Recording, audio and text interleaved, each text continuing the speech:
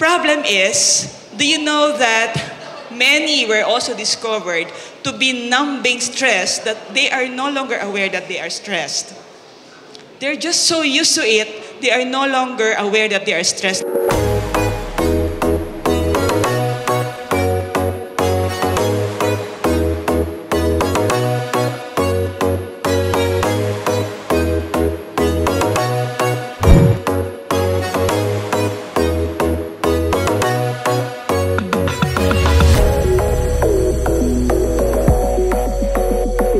Please help me and join me in welcoming the radiant influencer, ladies and gentlemen, Miss Tony Miranda.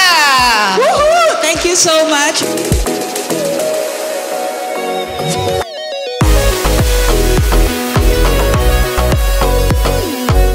Many of us thought we need to really balance life. I thought so too. In fact, I even looked older before, when I was trying to compete work and life. But in fact, we have the power to choose which one to fit in.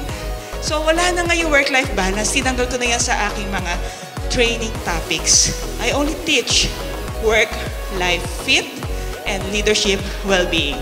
So why is leadership well-being important? Why is leadership well-being very important to you? Improve what? Mental and physical wellness. So, konting lambing lang. Tingnan mo nga yung katabi mo kung may kaayusan ng mental at physical. Wala. Oh, sige. May pag-asa.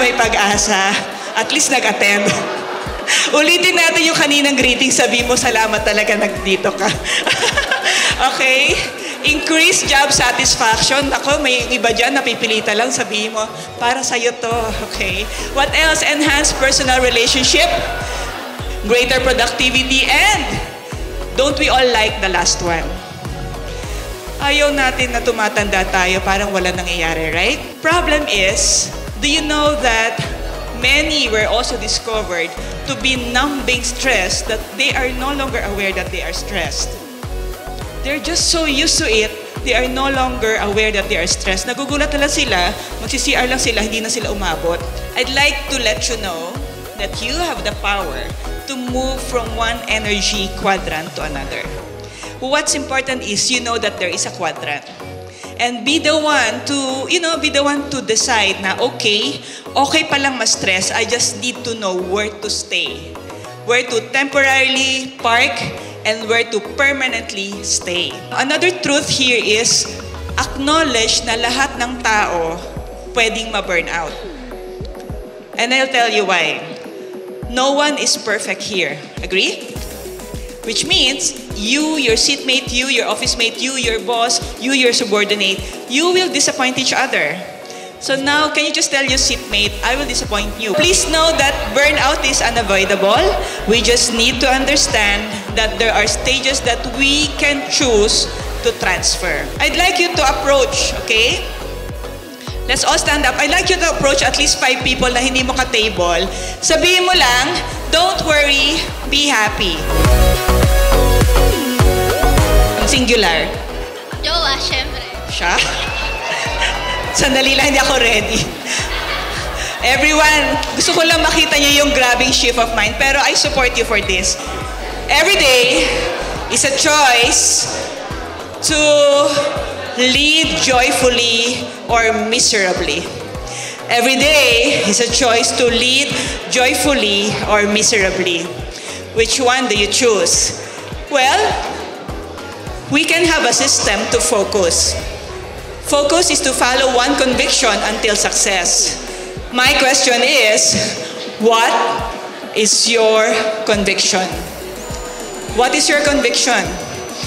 We cannot focus on just basta-basta lang. You need to have a guideline of what is a no and yes, because there is no, I'm not sure, in leadership. There is no Nico-feel in leadership. Are we good? Let's follow one conviction until success. And how do we do that? There's no gray area. Yes or no, miserable, joyful, that's it. There's no gray area. When you do not have clarity of what is triggering you, when you don't have clarity of what is your desire, what motivates you, you just go with the flow. Sayang buhay, right? Sayang buhay. Mahirap mag-time management, mahirap mag-boundaries, mahirap magkaroon ng well-being, yung inaral natin, hearts. What's H? Health and physical fitness. What's E?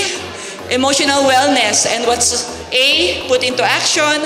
R? Relationship wellness.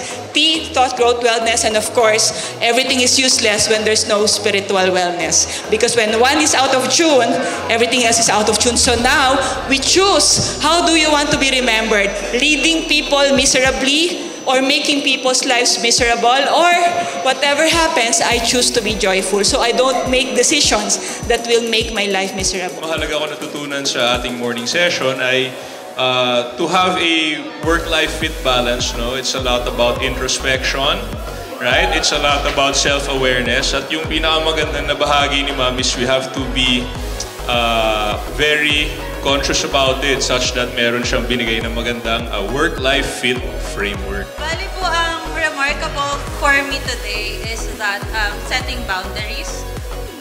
Aside from having a work-life fit, it's also important for us to set boundaries para sa sarili natin. So, the word no is already a complete answer.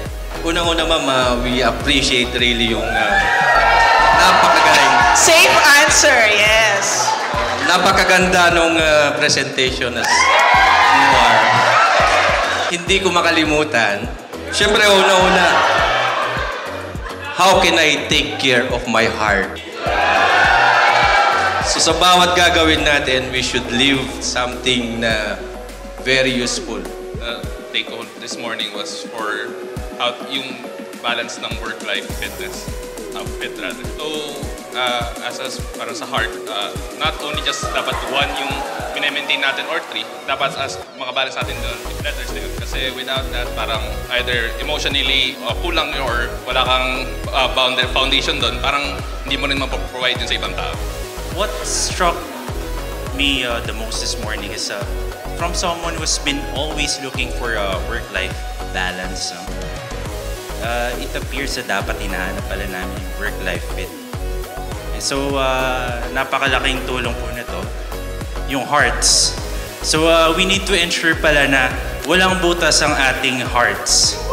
We need to ensure na bawat isa dyan sa anim na yan, napupunuan natin at natututukan natin para nasisigurado natin ang ating work-life fit.